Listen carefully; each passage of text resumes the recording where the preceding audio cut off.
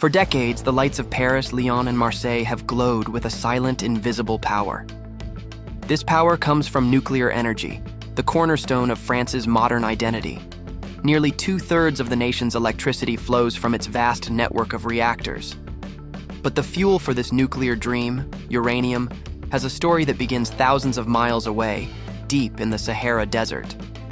For years, that story was one of quiet cooperation, with French companies like Uranium mining the rich yellow dust of Niger. It was a stable, predictable arrangement that guaranteed France a steady supply of the resource it needed most. But in 2023, that story was torn apart. A military coup in Niger's capital, Niamey, didn't just overthrow a government, it upended a relationship that had defined France's energy security for half a century.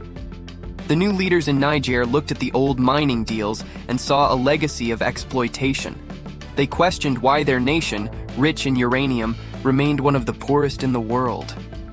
Suddenly, France's secure lifeline to its most strategic resource was in jeopardy. What happens when the source of your power says no? This is the story of how a shift in the African dust is shaking the foundations of a European giant. At the heart of this crisis is Uranium, France's state-backed nuclear fuel conglomerate. For decades, Uranium, formerly known as Areva, was the undisputed king of Niger's uranium fields.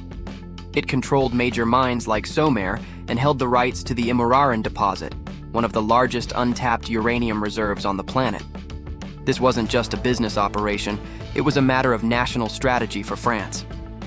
The uranium from Niger was consistent, affordable, and politically secure, or so it seemed. When the junta seized power in Niger, their message was clear. The old ways were over. They accused France of siphoning off the country's wealth while giving little back. They demanded new terms, a bigger share of the profits, and a greater say in how their own resources were managed. The tension reached a boiling point earlier this year. The junta had demanded that Uranium begin production at the massive Imuraran mine, a project that had been on hold for years. When Uranium failed to meet their deadline, the government in Niamey acted decisively. They revoked Uranium's mining license for Imuraran altogether, declaring that Niger would take control of its own assets. For France, this was more than a setback. It was a strategic catastrophe. Without Niger, France is forced to turn to the open market, competing with other nations for uranium from Kazakhstan, Canada, or Australia. These new deals come at a higher price and with far less certainty.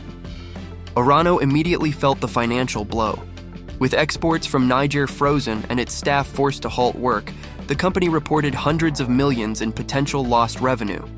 The very model that had powered France's nuclear ambitions for decades had just collapsed. Inside France, the news from Niger sent tremors through the entire energy sector. While the French government publicly insisted there was no immediate threat to the country's electricity supply, the reality is far more complex. France maintains strategic stockpiles of uranium, enough to last a couple of years. But these are finite.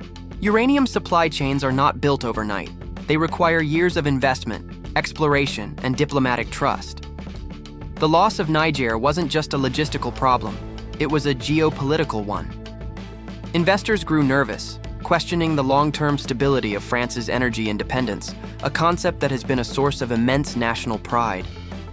In Niger, however, the mood was entirely different. The government framed the seizure of the mine as a historic victory for national sovereignty. The message resonated deeply with many Nigerians. For them, uranium has long been a symbol of a profound injustice, a precious resource extracted from their soil to illuminate foreign cities while their own communities often remained without reliable electricity. Taking back control felt like an act of reclaiming national dignity. It was a declaration that the era of foreign powers controlling Africa's destiny was coming to an end. But this victory for national pride has come at a cost. On the ground, the situation is complicated. The mining operations were a major source of employment in a country with few formal jobs. Thousands of local workers, from engineers to drivers and security guards, have seen their incomes vanish as operations slowed to a crawl. The towns that grew up around the mines, once bustling with activity, are now filled with uncertainty.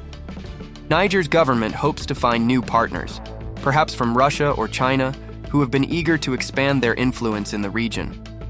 But for now, production has plummeted, and the global uranium market is watching nervously to see what happens next.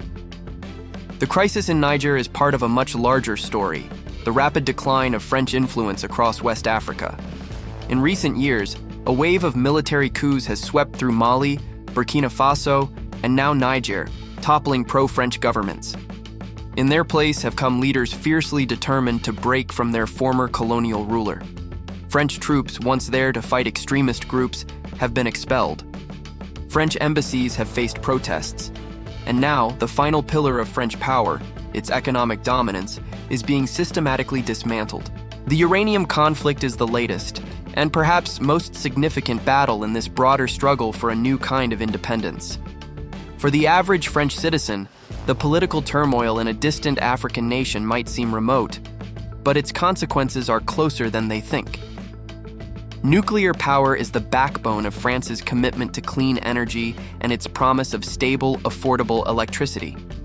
When the cost of uranium rises or its supply becomes unreliable, those costs eventually find their way to the consumer. Electricity bills can creep upward. Ambitious plans to build a new generation of nuclear reactors could face delays.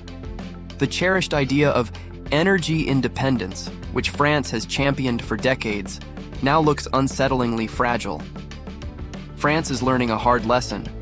Its independence has long been dependent on others. Behind the geopolitical headlines and corporate press releases, there's a deeply human story. Imagine you're a French engineer who has spent 20 years working in Niger. You've worked alongside local colleagues, raised a family in a small mining town, and built a life there. Then, overnight, you're told your company is no longer welcome. The equipment is seized, the site is secured by a new military presence, and you and your family are evacuated. Your life's work is left behind, a casualty of a political fight you had no part in. Now, imagine you're a Nigerian miner. For years, you've had a stable, well-paying job in a country where such opportunities are incredibly rare. You're proud of your work, even if you know the wealth it generates mostly leaves your country. Suddenly the mine closes. You're out of a job, caught between your government's quest for sovereignty and a foreign company's retreat. Your future and your family's is now uncertain. These are the personal, untold stories that get lost when nations clash over resources and power. They are the real-world consequences of a system breaking down. So what comes next? Some analysts argue that France will recover. They point out that Orano is a global company with operations around the world, and that new deals with Canada or Kazakhstan can eventually fill the void left by Niger. They believe France's energy network is simply too big and diversified to fail. Others, however, offer a more sobering perspective. They warn that this isn't just about sourcing uranium from a different place.